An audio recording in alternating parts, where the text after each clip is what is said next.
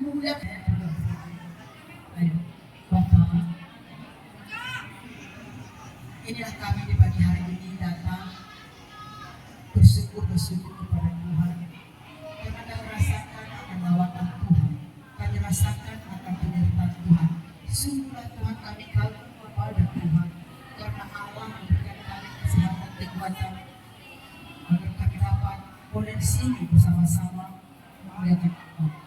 Bukan secara rutinitas kami di sini beribadah setiap Jumat paginya, tetapi karena kami rindu Tuhan, Engkau yang bertata di hati kami dan kami rindu berkata syukur kami karena kami tidak dapat membalaskan segala kebaikan.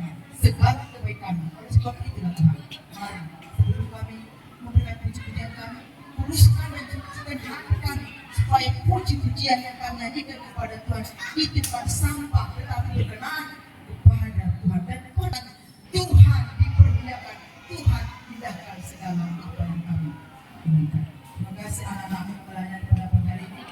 Mari kau berkati untuk mereka untuk pelayanan tempatkan saja. Haleluya.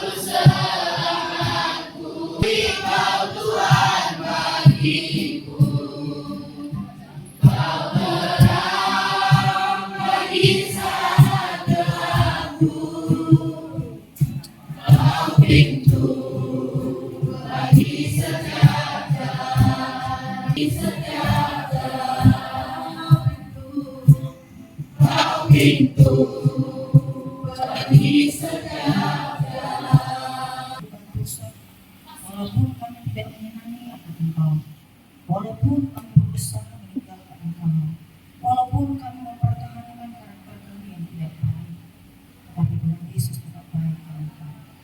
Tuhan Yesus, Bapak percaya bahwa setiap kami dengan segala sikap dan perilaku kami, ada yang rindu mendengarkan firman Tuhan. Oleh karena itu Tuhan, jangan Kau lembutkan hati setiap kami agar firman itu boleh kami dengarkan dengan telinga yang baik. Di dalam nama Tuhan Yesus kami berdoa. Amin. Apa kabar hari ini? Ya, ada yang ingat, ada yang tidak. Apa kabar hari ini? Ya, puji Tuhan. Nah, pagi hari ini dengarkan, kita sudah mulai. Bodoh sekalipun, artinya kata bodoh yang tidak punya otak untuk nyambung, yang tidak bisa menerima apapun yang disampaikan dengan logikanya yang rendah, tapi ketika dia duduk tenang, duduk manis, matanya melihat, dia akan melihat seperti orang pintar. Kita kan bilang, orang bodoh sekalipun, kalau dia mau mendengar, dia akan dianggap pintar. Tapi kamu sekalipun kamu jenius, punya otak yang cemerlang untuk ngomong kotor, tetap kamu jadi orang bodoh. Dari Nehemia, sama-sama kita baca ya, tiga Nehemia 9, 3-2 ya.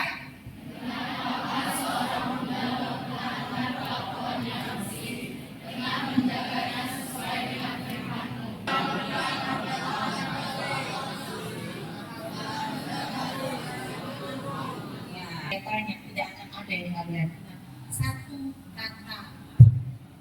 Karena apa? Kalian cuma tapi tidak memahami apa yang kalian baca.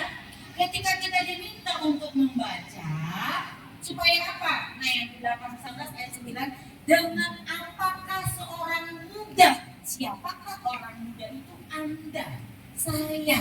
Artinya, dengan apakah seorang anak manusia atau seorang manusia dapat mempertahankan kelakuannya, sikapnya, tindakannya bersih atau berkenan kepada Tuhan dengan firman Tuhan, bukan dengan yang lain. Bagaimana supaya kelakuan kita bersih? Next. Menjaga kelakuan tetap bersih. Coba dong dia ketika saya suruh berdiri, kasih semua langsung mata kuno. Ketika saya suruh si Puji berdiri, mulutnya ngomel, orang nenek. Cepat banget kita untuk melihat akan kesalahan orang lain. Ketika mereka ini berdiri, bukan berarti yang duduk lebih baik dari mereka. Ketika kalian sedang duduk, seolah-olah kalian ini mulutnya keterkatap juga, bukan berarti bahwa kalian lebih baik dari orang yang berdiri 5 orang itu. Tetapi itulah sebagai contoh yang anggap remeh dengan perkataan orang lain. Sudah disampaikan, tenang, duduk, ibadah, nyanyi, mau persembahan aja nih. Ya kan? Barangkali kalian aku menganggap bahwa persembahan yang kalian berikan itu adalah besar sekali. Tidak, hanya 2.000.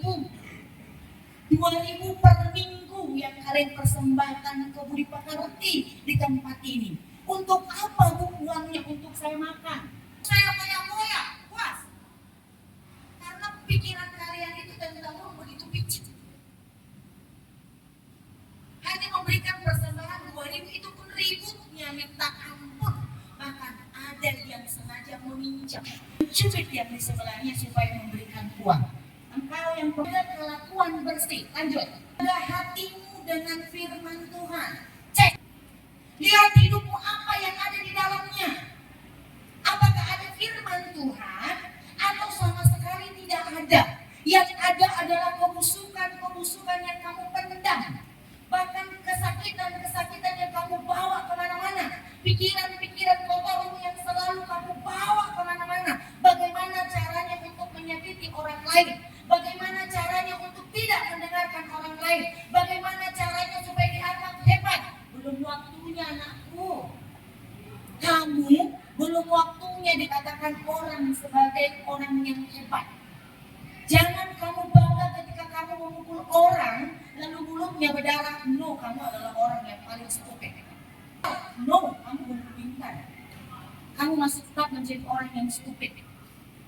Ketika kamu tidak mau mengerjakan akan pekerjaan rumah, PR atau apapun yang diperintahkan gurumu, entah itu dengan kata yang lembut. Ketika saya memanggil orang, aku dengar dia baik-baik, karena mungkin tidak. Kalau bahasa Indonesia saya tidak tahu romantis kemanapun.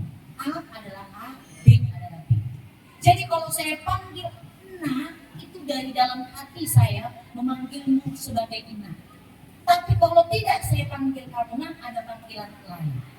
Bukan 4 kaki, anak manusia, anak muda, anak gadis. Itu saya panggil. Tapi panggilan yang paling keluar dari lubuk hati saya adalah ketika saya menyebutkanmu nak. Tapi ketika kata nak itu saya sebutkan atau kami sebutkan, tidak merespon dengan baik, tidak mendengarkan dengan baik, tidak peduli dengan panggilan itu. Sementara yang memanggil adalah dengan sepenuh hati. Sekarang cek hatimu, teman itu kamu dengarkan enggak di belakang? Lalu saya sudah memberikan satu contoh anak yang sangat nakal pada hidupnya mau berubah. Dan saya yakin ada hanya 1-2 orang yang mengingatnya. Lanjut, pakai panah Tuhan, mencari Tuhan. Tadi menyimpan firman. Yang kedua itu mencari Tuhan. Bagaimana layaknya kita di sini? Ibu bangga betul melihat di sini begitu banyak anak muda, anak remaja setiap kali ibadah. Tapi justru di sinilah setiap kali ibadah saya harus berdosa. Kenapa harus berdosa? Karena di sinilah saya temui dan Ibu Sentina dan Ibu Siska juga berhadapan setiap Jumat marah di saat ibadah. Sangat memprihatinkan, memalukan bagi diri saya sendiri sebagai seorang pelayan Tuhan yang harus mengamuk. Mungkin setiap ibadah itu hampir muka saya tidak pernah tersenyum. Kenapa tidak tersenyum?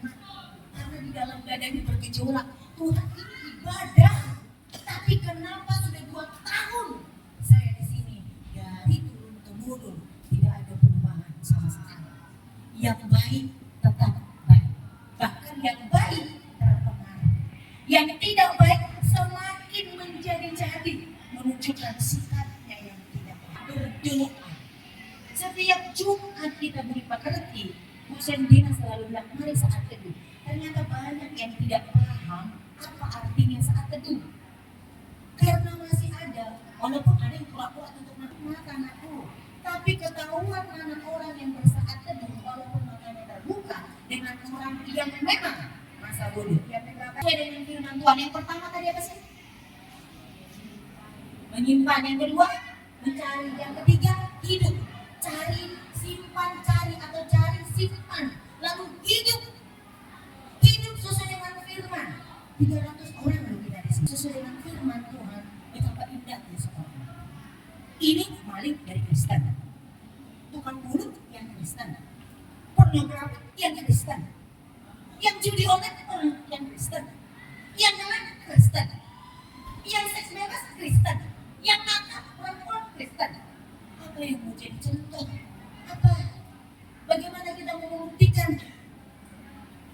Bagaimana kita mau menunjukkan mau jadi berkat?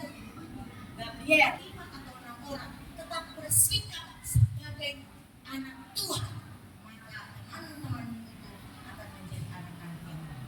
Tapi kalau kalian yang menjadi pengaruh buruknya, Gabriel bukan kamu yang dihujat, tapi Kristus. Makanya anak Tuhan seperti itu, kok begitu? Ibu aja kadang-kadang marah, langsung pendeta kok marah, selesai perkara, stop, tak bisa lagi, dilihat. Ini dan lain sebagainya. Selanjutnya, terakhir adalah menjadi teladan. Tadi kita bilang ya, menjadi contoh bagi orang lain. 2 contoh, contoh buruk atau contoh baik. Kamu mempengaruhi atau dipengaruhi? Yang mana? Mempengaruhi atau dipengaruhi? Mempengaruhi si buruk. Mempengaruhi apa? Ya teman saya yang baik, ya saya pengaruhi supaya ikut saya. Mempengaruhi si buruk, mempengaruhi teman saya yang baik-baik itu, yang tadinya sopan santun, lalu tiba-tiba dia harus menjadi 4 kata. Itu pengaruhnya, itulah bu, karena itu yang saya tahu. 1 tambah 1, tak tahu saya bu. Kejadian 1, kita ulangan aja dari kelas 9, tak tahu urutan keberapa. Kita ulangan urutan keberapa dari kita pertama, biji, data 9. Baru buka daftar isi 5. Kelas 9. Kelas 7 apa lagi? Jangan salah, belum tentu. Ada nggak itu di antara ini yang tahu? Pasti indahnya kalau kita semua ini bisa. Makanya ketika ada orang di luar sana bertanya, Tuhanmu siapa? Kok Tuhanmu manusia? Oh iya, langsung aja lo tahu. Saya nggak mau Tuhan manusia. Ketawa-ketawa. Yang baik bagi orang lain. Kamu mempengaruhi temanmu yang cakap kotor itu, yang di sini hari-hari ketemu guru juga bodoh, masa bodoh. Gurunya siapapun yang lewat, mau lembut, mau yang galak, mau hantu blau, bagi kalian tetap mulut itu tidak pernah lepas dari kata-kata itu. Selalu. Mau yang baik kelihatan, mana mukanya yang paling lembut, melatih. Siapa lagi yang paling mandiri, kamu, ini yang memalak, ya kan? Mana yang bagus? Di dalam doa, hati-hati dengan itu. Celaka ya bu, ya tentu enggak lah. Apa yang terjadi? Engkau kelak akan berdiri seperti saya, akan berdiri seperti seorang Bu Sendina, menyampaikan firman Tuhan, dan engkau akan menemukan adik-adikmu sama seperti diri. Kalian itu seperti apa? Gambaran saya itu. Nakal kalian itu ibu berulang-ulang kali, belum seberapa dengan nakal saya. Saya punya penyebab kenapa saya jadi anak yang nakal, karena saya berbroken, tapi bukan broken home. Orang tua saya utuh, bapak mama saya ada, tapi saya dititipkan dan dititipkan berkali-kali, saya titip, tetapi bukan di panti asuhan. Itulah yang membuat saya menjadi nakal. Tapi ketika saya menemukan Kristus, dan saya tidak mau tinggal dalam program saya, dan saya tidak mau menjadi orang yang berhasil, maka kita bertemu. Kalau tidak, saya akan menjadi seorang perempuan yang rusak seperti orang di luar sana. Kalau tidak, barangkali saya sudah menjadi seorang kaya raya oleh karena bantuan yang Tuhan. Kalau tidak, barangkali saya sudah menjadi orang yang saya raya oleh karena saya melakukan kejahatan-kejahatan yang tidak diinginkan oleh Tuhan. Saya tidak punya seperti apa yang kalian punya. Saya tidak punya altar, saya tidak punya perkebunan, saya bahkan tidak punya rumah. Tapi saya melebihi orang-orang yang memiliki itu semua. Karena apa? Yang paling penting itu adalah jadikanlah hatimu satu apa? Menyimpan, dua, tiga, empat. Sudah yang manakah yang ada di dalam hatimu sekarang? Dari empat itu, yang mana? Sudah menyimpan firman Tuhan? Belum. Sudah hidup dalam firman Tuhan? Belum. Sudah mencari? Mungkin iya. Ini adalah salah satu kita mencari. Sudah menemukan apa belum? Belum. Siapa yang salah? Tuhan yang terlalu jauh atau kamu yang tidak mengenal siapa yang kamu cari? Sama seperti cintamu yang selalu kamu kejar ke orang lain, tapi orang itu memilih yang lain. Karena, kalau kayak gitu, mari kita belajar dari firman Tuhan mulai hari ini. Jagalah hatimu dengan apa tadi? Firman Tuhan. Kalau hatimu sudah terjaga dengan firman Tuhan, kuping, mulut, dan semuanya akan terjaga. Kita berdoa.